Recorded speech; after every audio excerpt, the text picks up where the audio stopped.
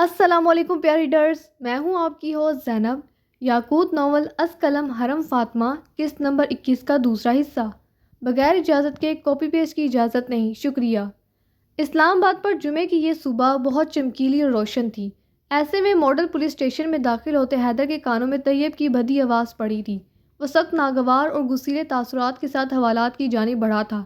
اپنے پیچھے قدموں کی چاپ محسوس کرتے چلتے چلتے ہی اس نے مڑ کر دیکھا تھا۔ لیلا تھی، جو سیاہ پینٹ کے ساتھ کیمل کلر شرٹ میں ملبوس تھی۔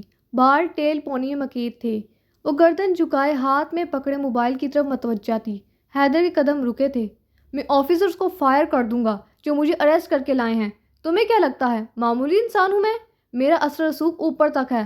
اب دیکھو میں تم لوگوں کے ساتھ کیا کرتا ہوں۔ طیب کی روندی آواز صبح کے اس وقت پولیس اسٹیشن میں گونج رہی تھی۔ وہ رات سے خاموش نہیں ہوا تھا۔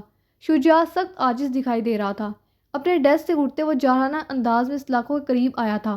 اگر اب میرے کانوں میں تمہاری یہ منحوس آواز پڑی تو اندر آ کر پہلے تمہاری زبان جلاؤں گا، پھر ٹانگیں اور بازو توڑوں گا، کمینے انسان۔ اسے رات سے ان سلاخوں کو پکڑ کر کھڑے دیکھ وہ غصے کی شدت سے چیخا تھا۔ حیدر نے ان آوازوں پر گہری سانس بھری تھی۔ موبائل پینٹ کی جیب میں رکھتی لیلا نے بے تاثر چہرے سے اسے سوالیہ نظروں سے دیکھا تھا۔ میرے پاس آپ کے لیے مشورہ ہے مس لیلا، اگر چاہیں تو میں دے سکتا ہوں۔ بازو سینے پر باندھے وہ سنجیدگی سے بولا تھا۔ نہیں چاہیے، وہ بغیر توقف کے بولی تھی۔ حیدر نے لمب بھینچے تھے۔ میں پھر بھی دے دیتا ہوں، آپ کا بھلا ہو جائے گا، وہ دوبارہ بولا تھا۔ چہرے پر ناگواری تھی جو یقیناً لیلا کی وجہ سے تھی۔ آپ کو اپنا ٹرانسفر یہاں سے کہیں اور کرانا چاہیے، کرائم ڈپارٹمنٹ آپ کے لیے نہیں ہے۔ لبوں پر مصنوعی مسکراہٹ سجائے سنجیدگی سے بولتے خاموش ہوا تھا۔ گھر سنبھالے نہیں جاتے، چلی ہیں مجرموں کو پکڑنے۔ اس کی آواز اتنی اونچی تھی جو لیلا کے کانوں تک بآسانی پہنچ گئی تھی۔ اس سے پہلے لیلا کوئی رد عمل دیتی، طیب کی آواز پر بنبناتا ہوا اس کی جانب بڑھا تھا۔ اسے دیکھتے شجاع پیچھے ہٹا تھا۔ پتہ نہیں کیا ہو گیا تھا اسے آج کل، ہر وقت ہی مرچیں چبھائے پھرتا تھا۔ کیا تکلیف ہے تمہیں؟ شور کیوں مچا رہے ہو؟ طیب کے سامنے آتے وہ قریباً دھاڑا تھا۔ وہ ڈر کر پیچھے ہٹا تھا، چہرے کے مختلف زاویے بناتے وہ پھر رونے لگا تھا۔ تم نے دھوکے سے گرفتار کیا ہے مجھے، وہ انگلی اٹھا کر گویا اسے اس کی بے ایمانی بتا رہا تھا۔ تو کیا کر لوگے؟ کندھے جیل کی دیوار سے ٹکائے وہ سینے پر ہاتھ باندھ کر بولا تھا۔ پر اس بار میں نے کچھ نہیں کیا تھا۔ طیب کا دکھ کم ہی نہیں ہو رہا تھا۔ کچھ عرصہ پہلے ہی تو رہا ہوا تھا، پھر پکڑ لائے تھے اسے۔ ایک پولیس آفیسر کو ڈرگ بیچ رہے تھے، حیدر نے جرم بتایا تھا۔ وہ تو تمہاری بیوی کو سکون چاہیے تھا۔ آنسو نہیں آ رہے تھے پر وہ رو رہا تھا۔ وہ میری بیوی نہیں ہے، حیدر کے ماتھے پر بل پڑے تھے۔ مجھے پتا ہے وہ ڈرامہ کر رہی تھی۔ ابھی تو رہا ہوا تھا، اس کا صدمہ کسی طور کم ہو ہی نہیں رہا تھا۔ حیدر اس کے انداز پر دھیما پڑا تھا۔ اچھا چلو چھوڑ دوں گا، بس تھوڑی تفتیش کرنی ہے۔ وہ ہاتھ جلا کر قدرے نرمی سے کہا تھا۔ تم نے پچھلی بار بھی یہی کہا تھا، وہ شکایتی انداز میں بولا تھا۔ اگر تمہاری بیوی کو نہیں چاہیے ہوتے تو کبھی نہ دیتا، وہ تو طلاق لے رہی تھی تم سے۔ وہ دہائیاں دے رہا تھا۔ اپنے ڈیسک پر بیٹھا شجاع کافی پیتے ہوئے اب کافی انجوائے کر رہا تھا جب لیلا حیدر قریب سے گزری تھی۔ یہ ہے وہ، اسی نے پھنسایا ہے مجھے۔ طیب کی نظر لیلا پر پڑتے ہی وہ سلاخوں کے قریب آتے چیخا تھا۔ انگلی کا اشارہ لیلا کی طرف تھا۔ وہ نظر انداز کر کے آگے بڑھ گئی تھی۔ اسے عادت تھی، بہت سے مجرم اسی طرح سلاخوں کے پیچھے جا کر شور مچاتے تھے۔ شجاع گڑبڑا کر سیدھا ہوا تھا۔ پہلی بار ان کی اسٹیشن میں کوئی لڑکی آئی تھی، ایسا اتفاق پہلے کبھی نہیں ہوا تھا۔ لڑکیوں کو گالی نہیں دیتے، ایسا نہیں کہتے بدتمیز۔ ایک نظر لیلا کی پشت پر ڈالتے حیدر نے درستگی سے ہاتھ سلاخوں سے اندر لے جاتے چپیڑے طیب کے سر پر ماری تھیں۔ وہ دونوں ہاتھ سر پر رکھتا پیچھے ہوا تھا۔ دکھ بھری نظریں حیدر پر تھیں۔ زیادہ ویویلا کرنے کی ضرورت نہیں ہے، ابھی سر آئیں گے، کچھ سوال پوچھیں گے، صحیح صحیح جواب دینا اور چلے جانا، بس۔ وہ عادتاً آستین چڑھاتا بولتا ہوا ڈیسک پر آ کر بیٹھا تھا۔ لیلا اپنے کمپیوٹر پر مصروف ہو چکی تھی۔ شجاع ایک نظر اس پر ڈالتا حیدر قریب جھکا تھا۔ تمہیں معلوم ہے آج ناظمی آ رہا ہے؟ انداز راز دارانہ تھا۔ نہیں، پر یوں اچانک کچھ ہوا ہے کیا؟ شجاع کی بات پر اس کی کی بورڈ پر چلتے ہاتھ رکے تھے۔ وہ حیرت اور کچھ پریشانی سے شجاع سے پوچھ رہا تھا۔ معلوم نہیں، وہ لا علمی سے کندھے اچکا گیا تھا۔ حیدر کے چہرے پر پریشان کن تاثرات پہلے تھے۔ ناظمی کبھی بھی اچانک نہیں آتا تھا، اسے بدر کی فکر ہوئی تھی۔ رات کی سیاہی نے جب مونٹریال کو اپنی لپیٹ میں لیا تھا تب سینٹ لارنس دریا کی لہریں کناروں سے ٹکراتی واپس مڑ رہی تھیں۔ لہروں کا یہ شور بہت بھلا لگ رہا تھا۔ دریا میں چلتی کشتیاں جن میں سیاح بیٹھے تھے، دریا کنارے چھوٹے چھوٹے بینڈز کوئی دھن بجاتے گنگنا رہے تھے۔ ماحول پر رونق تھا۔ سینٹ لارنس سے قریب 2 کلومیٹر دور شہر کے وسط میں کھڑی مدھم سفید 12 منزلہ عمارت روشنیوں سے منور ہو گئی تھی۔ دی رٹز کارلٹن مونٹریال، دی ریٹز کارلٹن مونٹریال کی عمارت کلاسیکی یورپی طرز تعمیر کا نمونہ تھی۔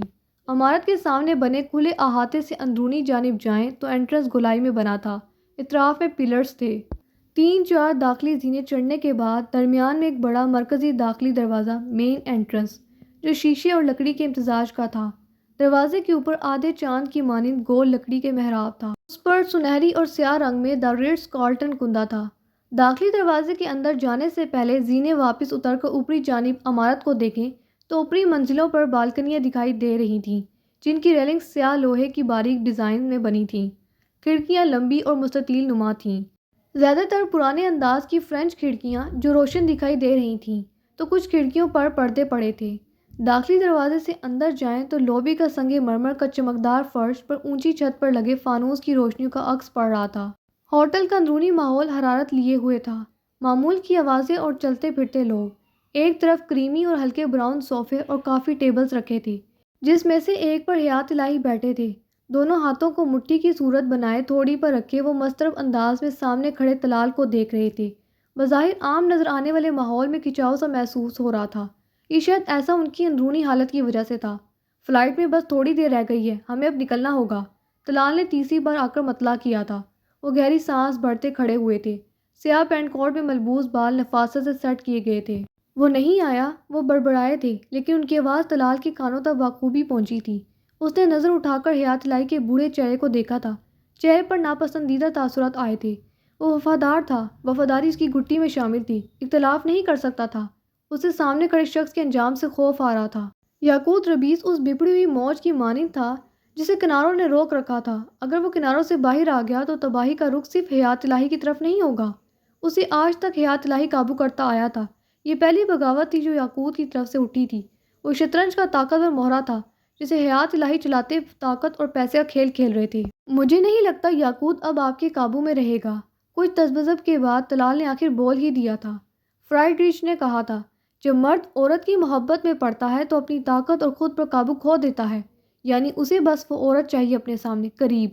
گردن اٹھا کر بولتے انہوں نے دونوں ہاتھ پشت پر باندھے تھے۔ طلال کا چہرہ سفید پڑا تھا۔ برسوں سے ان کے ساتھ تھا، ان کی سوچ تک رسائی پا گیا تھا۔ سارے فساد کی جڑ وہ لڑکی ہے، اسے مر جانا چاہیے۔ ان کی آواز سرد تھی، بے انتہا سرد۔ فلائٹ کینسل کر دوں؟ پوچھنے کی ضرورت نہیں تھی، لیکن پھر بھی اس نے پوچھا تھا۔ ہاں، یک لفظی جواب دیتے وہ لفٹ کی جانب بڑھے تھے۔ طلال نے ان کی پشت کو دیکھا تھا، چہرے پر خوف اور پریشانی کے ملے جلے تاثرات تھے۔ اس لڑکی کی وجہ سے یاقوت ربیز دوسری بار اپنے باپ کے سامنے کھڑا ہوا تھا۔ حیات الہی تو قبر تک اس کا پیچھا نہ چھوڑتا۔ چھوٹے سے لان میں پھیلے اندھیرے کو داخلی گیٹ کے اطراف میں بنی دیواروں پر لگے سنہری بلبوں نے کم کر دیا تھا، البتہ سیاہی کو مکمل طور پر ختم کرنا ناممکن تھا۔ داخلی دروازے کی دائیں جانب بنے لان میں وہ دونوں پاؤں کین کی کرسی پر سمیٹ کر بیٹھی تھی۔ سامنے لوہے کی 3 پیروں والی سٹینڈ پر گول تانبے کی کڑھائی دھری تھی، جس میں دہکتی آگ کے الاؤ کا عکس اس کی آنکھوں اور چہرے پر پڑ رہا تھا۔ چہرے پر اداسی پھیلی تھی، پرسوچ نظریں آگ پر ٹکی تھیں، کندھوں کے گرد شال لپٹی تھی۔ جلدی لکڑیوں کے چٹکنے کی آواز کانوں میں پڑ رہی تھی۔ یہ آگ اسے عثمان نے جلا کر دی تھی۔ اس کے گھر سے باہر بیٹھنے پر وہ کافی بدبدایا تھا۔ وہ سیلی نظروں سے دیکھتا بھی رہا تھا، پر وہ انسنی کرتی باہر ہی بیٹھی رہی تھی۔ مجبوراً اسے اس سرد رات سے بچانے کے لیے اسے آگ جلانی پڑی تھی۔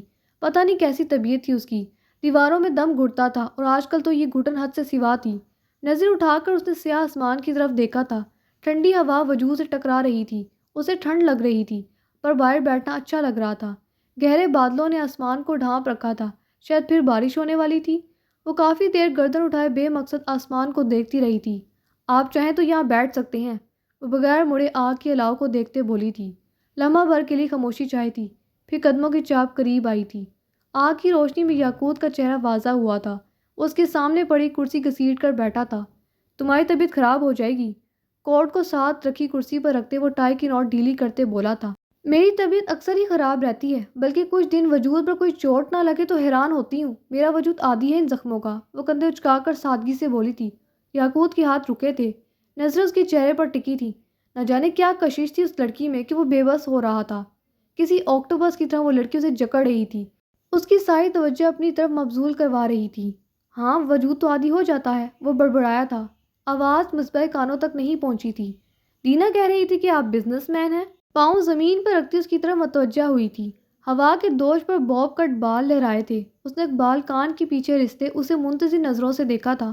چند لمحے اس کا چہرہ دیکھنے کے بعد اسبات میں سر ہلاتے اس نے کف لنکس کھولے تھے۔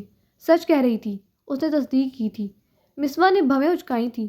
ہر چیز پر جھوٹ بولنے ماہر تھا، بغیر اس چیز کی پرواہ کیے کہ سامنے والا سچ جانتا ہے۔ اچھا، اس نے سمجھنے والے انداز میں گردن ہلائی تھی۔ وہ شاید باتیں کرنے کے موڈ میں تھی۔ کس چیز کا بزنس ہے؟ وہ آنکھیں سکیڑ کر بولی تھی۔ وائٹ گولڈ کا۔ واسطین چڑھاتے بس ایک نظر اسے دیکھ کر بولا تھا، سنار ہے مطلب؟ وہ جیسے مایوس ہوئی تھی۔ یاقوت کے لبوں کو بے ساختہ مسکراہٹ نے چھوا تھا، اسے تردید نہیں کی تھی، بس وہ حیرت زدہ تھی۔ یہ ایک ہی بزنس اتنے کالے پیسے کو چھپانے کے لیے کافی تھا؟ اناج کی خرید و فروخت بھی کرتا ہوں، گندم کے کنٹینر سمندری راستے سے مختلف ممالک میں جاتے ہیں، اور ٹورزم انڈسٹری بھی چلاتا ہوں۔ ٹورزم انڈسٹری سیاحت کے لیے آئے لوگوں کے لیے stay hotels, restaurant, tour operators, guiders اور سفری ایجنسیاں وغیرہ پرائیویٹ سیکٹرز پر چلانا۔ اوہ، وہ حیران ہوئی تھی، وہ کافی امیر آدمی تھا پھر تو۔ چہرے پر متاثر کن تاثر تھا۔ اتنے وسیع پیمانے پر کاروبار تھا، پھر کیا ضرورت تھی خود کو گناہوں کی سیاہی میں دھکیلنے کی؟ آپ کو تو کافی نقصان ہو رہا ہوگا، اتنے دنوں سے کینیڈا میں بیٹھے ہیں۔ وہ فکر مندی سے بولی تھی۔ سامنے بیٹھا شخص بہت کم بولتا تھا۔ نہیں، پاکستان کے بعد میرا ٹور کینیڈا کا ہی تھا، میں یہاں اپنے کاروبار کے لیے رکا ہوا ہوں۔ بولتے اس نے گلے سے ٹائی اتاری تھی۔ او اچھا، وہ طرانت بولی تھی۔ اسے لگا تھا شاید وہ اس کے لیے یہاں رکا تھا۔ اپنی سوچ پر خود ہی شرمندگی ہوئی تھی۔ اس کی ذات کسی کے لیے اتنی معنی نہیں رکھ سکتی تھی۔ کن ممالک میں آپ کا کاروبار ہے مطلب؟ جرمنی، ہالینڈ، فرانس، پاکستان، برطانیہ، پر مین برانچ مصر میں ہے۔ وہ اب دونوں ہاتھ سینے پر باندھے قدرے ریلیکس ہو کر چیئر پر بیٹھتے اسے پوری توجہ سے دیکھ رہا تھا۔ وہ باتیں کرنا چاہتی تھی شاید، اور یاقوت اسے سننا چاہتا تھا۔ اسے کندھے سے پیچھے سے دینا آتی دکھائی دی تھی۔ یاقوت کو دیکھ کر چونکی تھی، پھر ہاتھ میں پکڑی کھانے کی ٹرے مصباح قریب رکھی کین کی ٹیبل پر رکھی تھی۔ سر آپ، اس نے ہاتھ اڑاتے جانے کا اشارہ کیا تھا۔ آنکھیں سرخ تھیں، شاید تھکان سے۔ مصباح نے بے دلی سے کھانے کو دیکھا تھا، اسے نوالا نگلنے میں تکلیف ہو رہی تھی۔ آپ کھائیں گے کھانا؟ پاستے کو دیکھتے وہ کھانے کا ارادہ بنا چکی تھی۔ ہاں، کرسی اس کے قریب گھسیٹتے وہ پاس ہی بیٹھا تھا۔ ایک بات پوچھوں؟ اس کی مدھم گمبھیر آواز گونجی تھی۔ پلیٹ میں پاستا ڈالتے اس نے اس کی جانب بڑھائی تھی، ساتھ ہی اس بات میں سر ہلایا تھا۔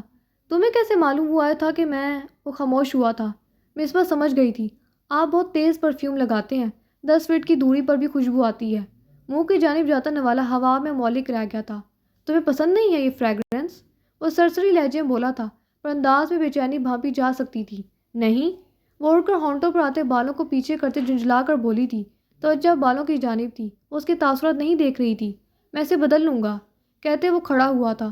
2 قدم کا فاصلہ ختم کرتے اس کی پشت پر آ کر کھڑا ہوا تھا۔ اس کے بالوں کو سمیٹتے جوڑے مکید کرتے ٹائی بالوں میں باندھی تھی۔ اس کے ہاتھوں کا لمس بالوں پر محسوس کرتے وہ سانس روک کر بیٹھی تھی۔ اسے چند منٹ لگے تھے، بال بھی ڈھنگے سے جوڑے میں سمٹ چکے تھے۔